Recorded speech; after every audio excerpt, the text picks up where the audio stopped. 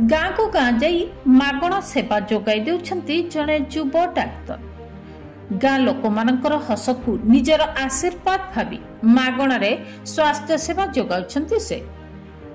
बालेश्वर जिला खैरा अंचल सुदाम चरण स्वाईंकर पुत्र डाक्तर ब्रजसुंदर स्वाई चाकरी छाड़ी एबे खैरा सिमुलियावासी को स्वास्थ्य सेवा जोगाई देउछंती। आज सिमुलिया ब्लॉक सबंग बजार रे एक मागणा स्वास्थ्य सेवा शिविर आयोजन करी प्राय 300 पिलांकर स्वास्थ्य परीक्षा करने सहित मागणा औषध जोगाई देथिले।